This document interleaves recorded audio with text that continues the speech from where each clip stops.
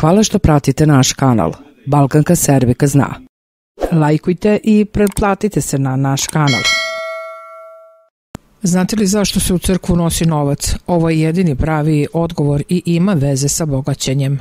Vaš odlazak u crkvu imaće pravi smisao samo ako ispoštujete pravila koja čiste srce i dušu i pomažu nam da uspostavimo mir i ravnotežu. U suprotnom činite greh.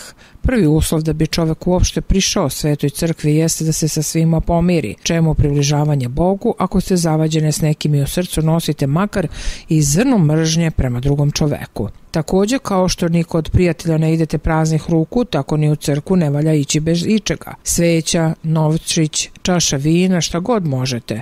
Kroz taj dar prinosi se žrtva Bogu i tako čovek blagosilja ceo svoj imetak. U Božji dom najbolje odlaziti ranom zorom, a otići tek kada se bogosluženje završi, jer ako izađete pre završetka liturgije, radite isto što i Juda koji je izašao sa tajne večere. Veliki je greh i da razgovarate u crkvi.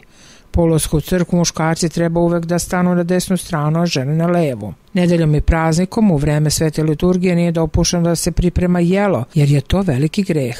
Tada sveštenik vezuje nebo sa zemljom i vadi čestice za milione duša i zato nemojte ni razmišljati o pripremanju hrane u to vreme kada se služi liturgija nedeljom. Tako je bilo kod naših predaka. Pitajte slobodno svoje stare. Hrana se prosto nije pripremala nedeljom.